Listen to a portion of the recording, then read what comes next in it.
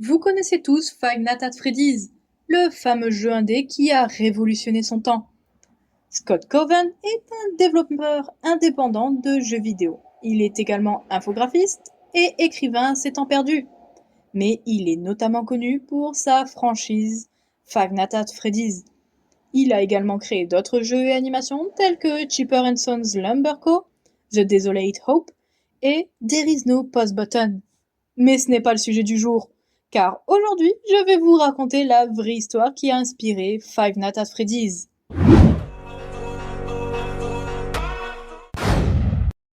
Vous le savez peut-être, mais le jeu a été inspiré par le restaurant Chuck E. Cheese. Nous pouvons le deviner grâce à la présence des animatronics.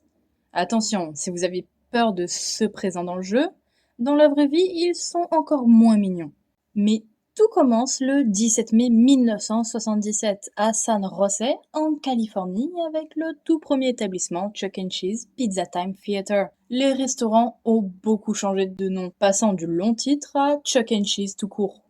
Le créateur de ces fameux restaurants est un certain Nolan Bushnell. Nolan, étant un grand enfant, a été inspiré par l'industrie des parcs d'attractions, mais également par la Walt Disney Company. Ces restaurants sont une chaîne de centres de divertissement et de cuisine américaine. La chaîne est la principale marque de CEC Entertainment Inc., dont les quartiers généraux se trouvent à Irving, au Texas. L'établissement est connu pour ses pizzas délicieuses et d'autres plats divers. Mais Chuck E. Cheese est également connu pour proposer des jeux d'arcade et pour ses fameux robots. La mascotte que nous pouvons voir sur le logo est en effet un animatronics.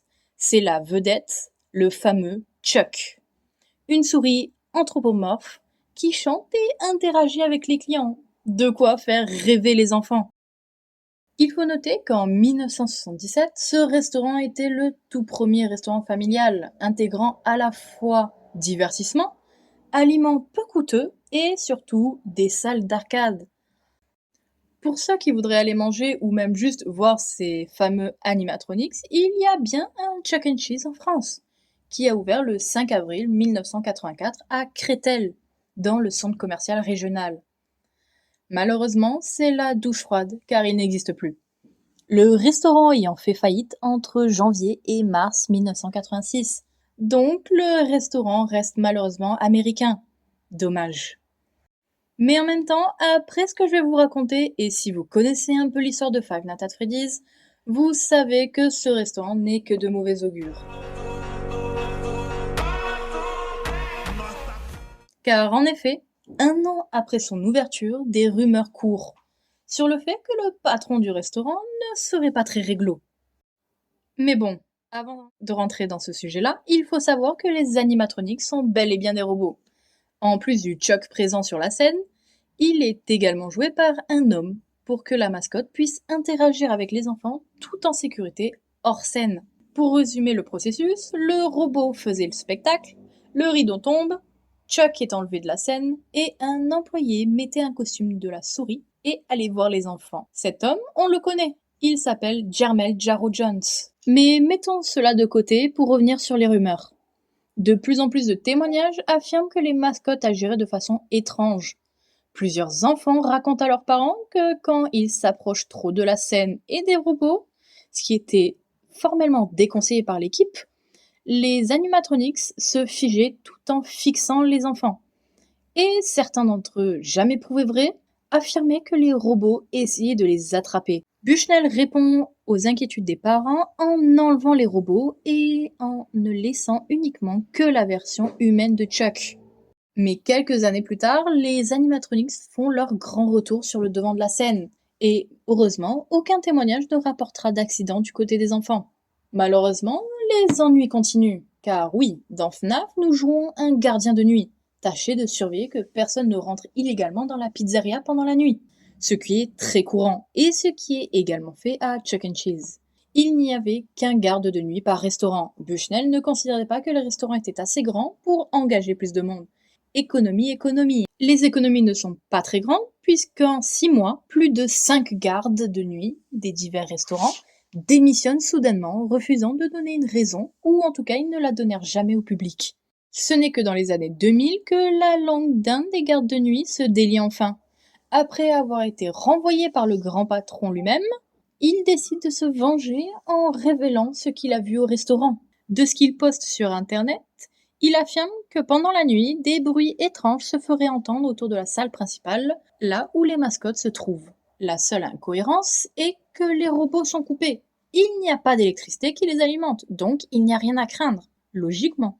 Et bien évidemment, quand notre fameux garde va voir ce qu'il se passe, il n'y a rien.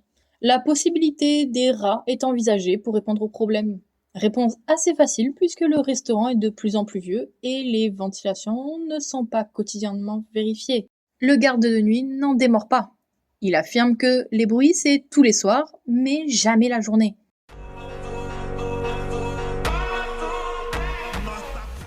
Jusqu'à ce que tout bascule quand il dit avoir vu une des mascottes se déplacer sur les caméras. C'est immédiatement la panique de son côté et il quitte en trombe son poste de nuit dans l'établissement de la Californie. Bien évidemment, il est pris pour un fou immédiatement. Et ce serait la vraie raison de son licenciement. Car qui voudrait un fou surveillant un restaurant où des gens essayent de s'introduire pour voler ou s'amuser avec des mascottes qui sont quand même assez dangereuses. Même aujourd'hui, la parole de ce garde n'est que rumeur.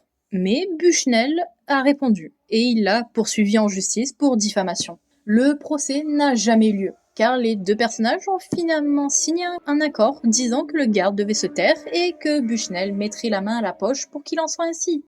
Mais cela ne résout pas le vrai problème. Les gardes de nuit s'enchaînent toujours. Ils ne restent jamais très longtemps et surtout refusent de parler, contrairement aux précédents, probablement ayant peur de se faire traiter de fou. Avec l'arrivée de l'internet que nous connaissons, les rumeurs deviennent de plus en plus pires. Des gens affirment avoir vu les mascottes bouger hors horaire, juste pour faire paniquer et mentir en ligne.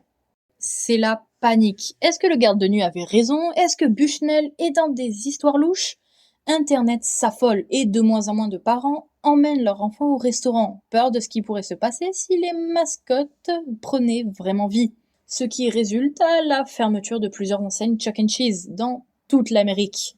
Et c'est également l'une des raisons pourquoi les restaurants ne sont jamais allés plus loin que l'Amérique, ou du moins n'ont jamais duré très longtemps.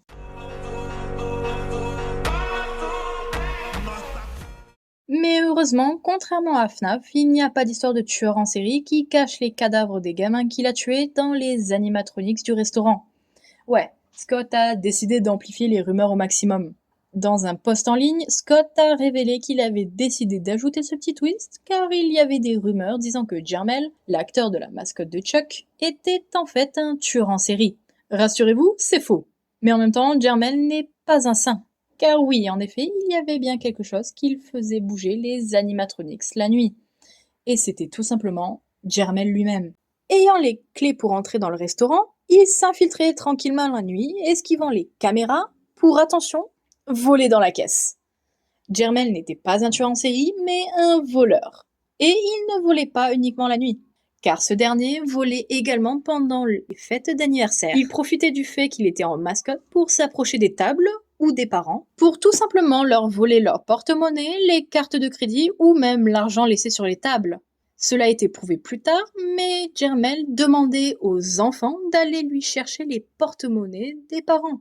Ouais, ce mec était un gros malade, car il volait tout simplement sous le nez de tout le monde et ne s'est jamais fait attraper. Car tous les ans, il demandait de se faire muter dans d'autres restaurants pour recommencer son petit manège tranquillement. Spoiler alerte, il s'est bien fait attraper. Sinon, on n'aurait pas la fin de cette histoire. Et attention, il s'est fait choper il y a pas si longtemps. Il s'est fait attraper en 2025. Précisément le 23 juillet 2025. Notre cher Jermel Jarrell Jones, âgé de 41 ans, se fait arrêter en Floride sur son lieu de travail. Alors qu'il est encore déguisé en souris, il est mis dans la voiture de police devant des centaines d'enfants. Ce drame achève définitivement la réputation de la chaîne de restaurants. Malgré cela, les restaurants sont toujours ouverts à l'heure actuelle, à part certains qui ont fermé dû à des coupes budgétaires. Celui de Floride, par exemple, est toujours ouvert. Maintenant que les rumeurs ont été prouvées fausses, les parents sont un peu plus enclins à revenir avec leur enfant.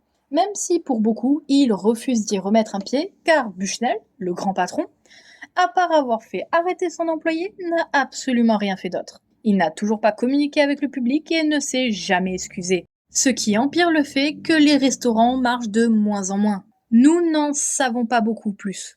Mais j'espère vraiment que les parents ont pu récupérer l'argent perdu dans ce restaurant, ou du moins que la pizza était vraiment délicieuse. Cela marque la fin de l'histoire qui a inspiré Scott Cawthon à créer Five Nights at Freddy's. Bien évidemment, il a énormément surjoué sur les rumeurs et il a quand même changé beaucoup de choses pour créer la fameuse franchise de jeux vidéo que beaucoup, dont moi, adorent.